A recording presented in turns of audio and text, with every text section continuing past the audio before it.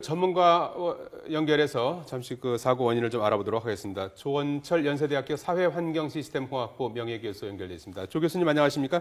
예, 수고하십니다. 예. 자, 지금 뭐 조금 더 조사를 해봐야 되겠습니다만은 현재까지 드러난 걸 보면 옹벽 붕괴 원인이 어디 있다고 보십니까?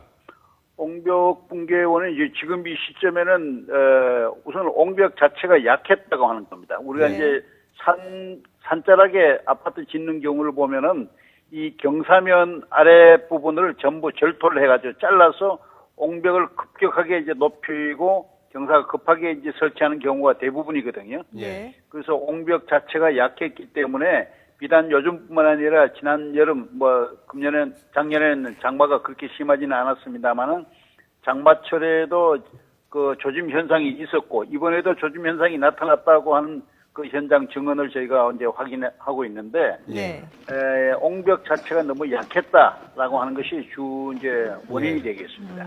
그 옹벽이 약했다는 걸 알 수 있는 부분이 지난해부터 배수관이 낡아서 물이 새어 나오기도 하고요. 이런 이상 그렇죠. 조짐들이 보였다고 합니다. 예, 이제 여름 장마철이 되면은 이 옹벽 위 상단 쪽에 그 상단 표면으로 지표면으로 물이 이제 스며 나오는 것을 우리가 볼 수가 있어요. 네. 그리고 이렇게 물이 스며 나오면은 그 비탈면에 심겨진 나무들이 있죠. 예. 나무가 약간 기울어지는 걸 우리가 또 볼 수가 있습니다. 그렇게 하고 겨울 되면 이게 얼었다 녹았다 하기 때문에 특히 광주 지역은 그렇게 심하게 이제 어는 지역이 아니기 때문에 예. 이 얼었다 녹았다 하면서 그 힘이 그 토압이죠. 토압이 굉장히 그 옹벽에 많이 가해지는 거죠. 그러면 이런 이상 증상들이 보였을 때 그때 바로 관리 보수를 했다라면은 이런 붕괴는 막을 수 있지 않았을까요? 관리 보수 유지 응급 조처라고 하는 것이 한순간에 어떤 쉽게 하루 만에 할 수 있는 게 아니거든요. 예. 이게 토목공사이기 때문에 이 응급 조처를 한다고 하는 것은 사실 어려운 경우 이번처럼 대규모가 된 경우에는 쉽지가 않습니다. 그러나 사전에 이런 걸 진단을 해가지고 네.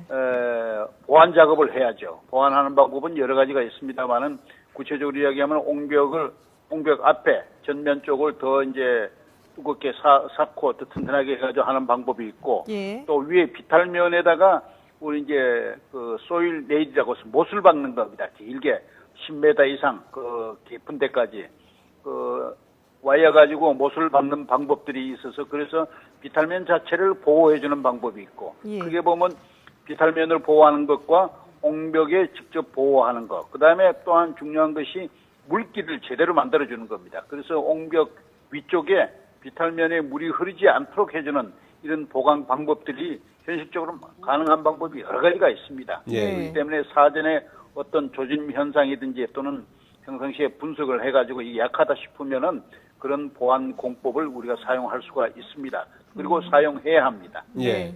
한 20년 전이네요. 1993년에 아파트가 준공되면서 옹벽도 같이 이때 져졌는데 이렇게 오래된 아파트의 옹벽 같은 경우에는 관리를 누가 하는 겁니까? 시공사에서 하는 겁니까? 아니 지자체에서 시공사는 할 수 없고 예. 그다음에 그 주민단체든지 주민대표든지 그 관리 그 기관들이 있지 않습니까? 네. 자체 거기에서 그걸 해야 되죠. 진단도 하고 또는 평상시에 일상 관찰도 해가지고 조짐 현상을 파악을 해야 되는 겁니다. 예. 예. 근데 지금 보면은 이 옹벽이 재해 위험도 평가에서 B등급을 받았거든요. B등급이요? 예, B등급을 받아서 점검 대상에서 제외가 됐습니다. 이건 문제가 B등급은 없을까요? 점검 대상이 아니죠. 그렇기 때문에 B등급을 받았다고 하면 그 등급 판정 어떤 전문가가 했을 텐데 또는 네네. 기관이 했을 텐데 그게 잘못됐다는 증거가 나타난 거죠. 결과적으로 보면.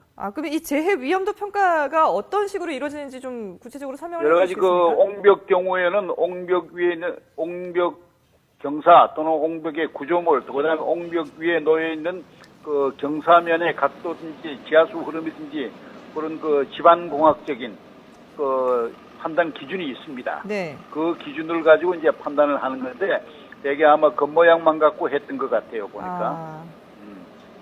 자, 안에 무엇보다 주거 구체적인 공간이 예. 주택에서 이런 사고가 발생해서 충격적인데요. 네네. 우리 생활 주변에 이런 옹벽 붕괴 같은 사고가 또 발생할 가능성은 없습니까?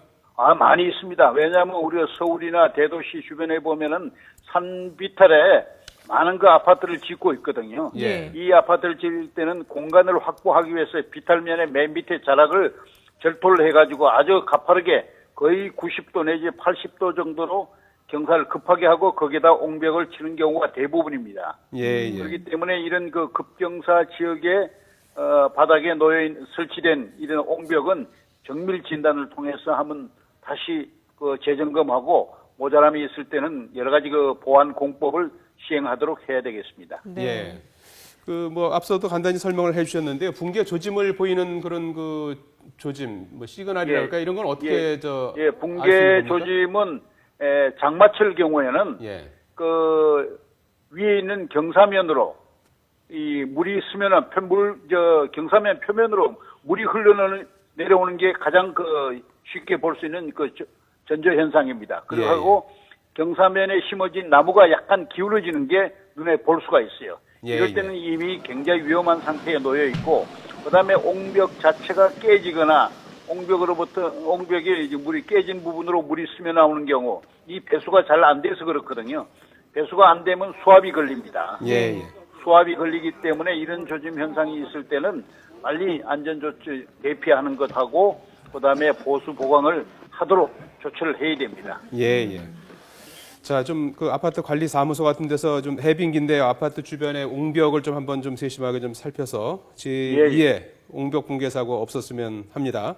네네. 조원철 연세대 사회환경시스템공학부 명예교수였습니다. 도움 말씀 고맙습니다. 네네.